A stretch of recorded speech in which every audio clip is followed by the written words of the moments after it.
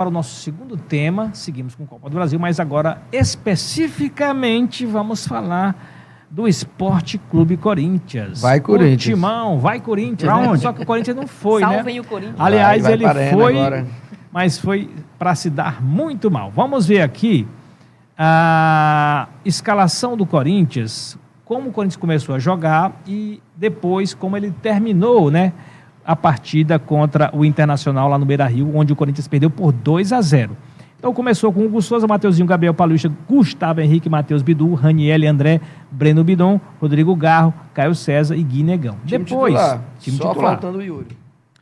Aí depois tivemos algumas mudanças, né? Entraram aí o Raniel, não, quem foi que entrou? Bidu. O Lingard entrou, Matheus o Alan, Pereira, o Raul, o Alan e o André Carrilho. No final o Carrilho entrou. Então, foram as mudanças proporcionadas pelo Fernando Diniz. Diniz explicou essas mudanças aí que não deram resultado. Vamos ouvir o que é que disse o Diniz sobre as suas mudanças que não deram resultado no Corinthians contra o Internacional. Eu acho que a gente tinha que ter, no primeiro tempo, já ter jogado de uma maneira mais acelerada e com mais agressividade. E no segundo tempo a gente voltou melhor. Aí depois que a gente tomou o segundo gol com as mexidas, e falando já do Gustavo Henrique, o Gustavo tinha tomado o cartão amarelo na hora do pênalti, e a gente ia jogar mais em cima e ficar mais exposto a uma maneira também dele não ter um jogador expulso ali. Muito bem, vou começar com um corintiano aqui. A gente tem um corintiano aqui que está com a cara triste, né? Mas enfim, né? O que aconteceu no fim de semana foi realmente para o torcedor do Corinthians ficar preocupado. Eu acho até que a preocupação ela é muito pertinente, que o Corinthians, na minha opinião, não tem estrutura para 3 competições ao mesmo tempo. Copa do Brasil, Brasileirão e Sul-Americana. Então a pergunta é o seguinte, vamos resumir o nosso papo aqui, nossa discussão, nosso debate sobre o jogo contra o Internacional, a derrota do Corinthians por 2-0. A derrota do Corinthians foi culpa do Diniz ou puro mérito mesmo do Internacional, Clóvis? Eu ouvi de vários comentaristas que é o pior Internacional dos últimos anos. O Internacional hoje não tem elenco para ganhar o Corinthians, como não estava tendo no primeiro tempo. No primeiro tempo o Corinthians dominou, só que o Corinthians não tem ataque, né? Sem o Yuri Alberto, sem o Memphis, o Corinthians se tornou, como a gente costuma dizer, uma cerca lisa, né? Arame liso. Arame liso, né? Cerca e não machuca. O Corinthians não consegue chegar ao ataque e finalizar. O Gui Negão é um garoto, é um menino da base que se esforça, mas a gente não vê realmente a contundência dele, né? O erro principal do Diniz foi quando ele, por uma questão, o André machucou o olho, ele teve que tirar o André. E a gente esperava que ele colocasse o Alan mais para o meio e ele preferiu colocar o Lingard mais para frente. Então ficou o time mais uma vez jogando pelas pontas e nada pelo meio. E em vez de ser 5-0 na rodada, ele deixou o Inter vir para cima no segundo tempo e o Inter criou aquelas 2 jogadas que, para quem assistiu, foram 2 jogadas mesmo estranhas.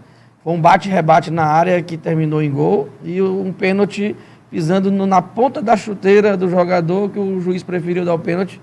E quando foi na vez dele dar o pênalti lá no Bidu, ele não chamou o VAR. Eu não entendo esse VAR que só serve para um lado. A gente tinha feito aqui uma análise na sexta-feira, Francinito, Clóvis e Luzitelli, falando da expectativa de uma provável vitória do Corinthians, porque os últimos jogos foram jogos até convincentes, mesmo com placares magros, mas jogos convincentes. Agora, você pega um Inter cambaleante dentro do Beira-Rio, que não vem de uma boa fase, e pega um Corinthians que vem embalado, não, Corinthians, eu até falei assim, o Corinthians pode fazer aí 1 ou 2-0. Mas surpreende o Diniz, com todo o seu futebol arrojado, com toda a sua preparação para jogo vertical, não conseguir ajustar o Corinthians para oferecer nenhuma ameaça para o time do Internacional. O Corinthians foi apático. E aí você vê que o Corinthians fica refém de quem? Yuri Alberto, do holandês, do Memphis. E que o Garro jogue, né? O Garro jogue, e o cara não tá 100% sempre. Não adianta eu ter essa trinca. E o Bidão brigando, né? E o Bidão brigando. Então, assim, não adianta. Então, o Diniz precisa entender que ele está trabalhando num time de massa que tem uma cobrança. Não é qualquer time. Se ele começar a entrar nessa apatia dentro dos jogos decisivos para o Corinthians, eu acho muito difícil ele permanecer por muito tempo no comando do Corinthians. Só que o fator casa na volta vai fazer a diferença como sempre faz. O Corinthians jogando em casa é outro Corinthians. Você pode tirar os 11 titulares, Com colocar aquele gramado os ruim da reservas. Neoquímica Arena, no A momento? gente joga na lama, a gente joga na areia, a gente joga onde tiver que jogar. Quando é com a nossa torcida, a coisa é diferente. Mas você tem dois jogos de vantagem, 2 gols de vantagem pro E Inter. A gente já tirou desvantagens, né, no desvantagem. caso. A gente já tirou em outras Copas do Brasil, inclusive aqui a gente foi campeão. Sonha, A né? gente tirou 3-1 contra o Atlético Paranaense. Vai devagar. Esse homem tá otimista, viu? Porque Esse assim, o corintiano tá Inter otimista. também vinha de 5 jogos sem vencer, né? Então, o Beira-Rio, naquele momento, foi ali, eu acho que uma das inspirações, e respondendo aí a pergunta, se foi culpa do Diniz ou mérito do Inter, eu acredito em mérito do Inter, primeiro, porque o escanteio, um gol de escanteio é erro de posicionamento.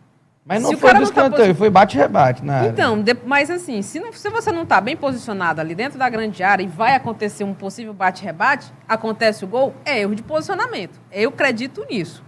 E o pênalti, que na minha opinião foi bem marcado e que o árbitro também deveria ter marcado lá para o Corinthians, poderia inclusive ter dado já uma sobrevida para o Corinthians Sim.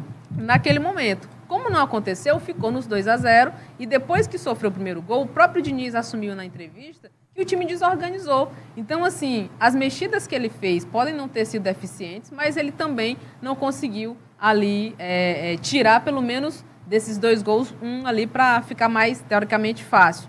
E como o Clóvis falou, o fator casa realmente vai fazer diferença para o Corinthians, apesar de não ter ali as suas principais peças, que é o Yuri e o Memphis, mas tem ali a possível reviravolta que ele vai ter que fazer, né? O Diniz vai ter que recuperar o Bidon, vai ter que recuperar o Garro, vai ter que fazer ali um plano tático para que o Corinthians consiga dar uma reação. E o artilheiro Pedro Raul vai atuar. E o Inter vem para retranca, porque o Inter É à toa que ele é humorista, né? Pedro Raul não faz nenhuma Vai ser o craque da Copa do Brasil. Próxima piara. Agora, uma coisa é certa. Esse estilo de jogo do Fernando Diniz, o dinizismo no Corinthians, não está funcionando Tem data muito marcada? bem. Está, inclusive, servindo mais para dar contra-ataque para os adversários. Entrega muita bola, né? Entrega Isso. muito. Agora, eu entendo que este confronto não está definido, como o Clóvis falou.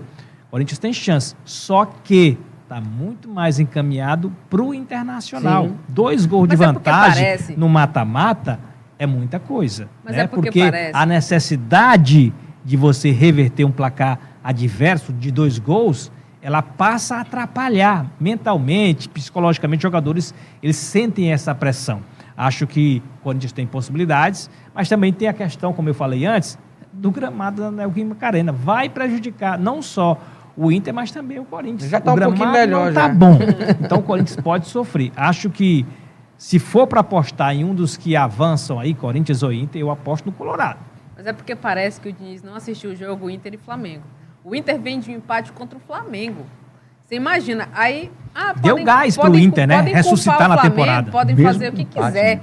mas empatou com o Flamengo. Então, assim... Deu moral pra arrancar dois pontos de um time grande que está brigando lá na ponta da tabela, pro Inter que está no oposto da tabela no Brasileirão, foi, assim, o ápice. Então, assim, parece que o Diniz não viu aquele jogo e o Inter pegou mais ou menos um pouco do que ele fez contra o Flamengo e fez contra o Corinthians. A diferença é que contra o Corinthians conseguiu 2-0. E o Corinthians teve 60% de posse de números. bola e Por isso não que eu foi digo- um time agressivo. Por isso Quase que eu não digo que mostrou o problema agressividade. não foi o Inter jogar. O Inter não jogou. O problema foi o Diniz deixar o Inter jogar A no segundo incapacidade do Corinthians de tempo. A resolver o incapacidade de jogo. fazer o jogo, fazer Mas gol. você sabe o que acontece? É que nessa virada aí do Corinthians, o Diniz, ele não se conformou com o 0-0.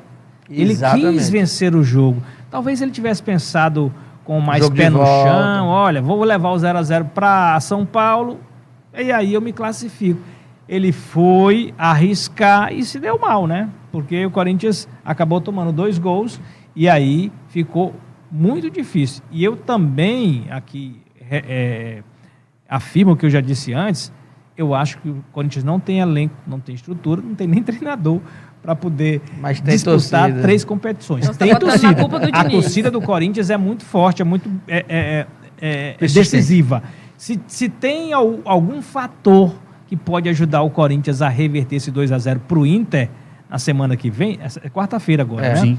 Vai ser a torcida do Corinthians, que é o 13º jogador, é o 14º, 15º, 16º, ou seja, faz toda a diferença. Se o Corinthians quiser passar, sonhar com avançar para as quartas de final da Copa do Brasil, vai ter que contar mais uma vez com o seu torcedor que é fanático. É louco, né? São um bando de loucos. Bando de loucos. Bom, vamos para o intervalo.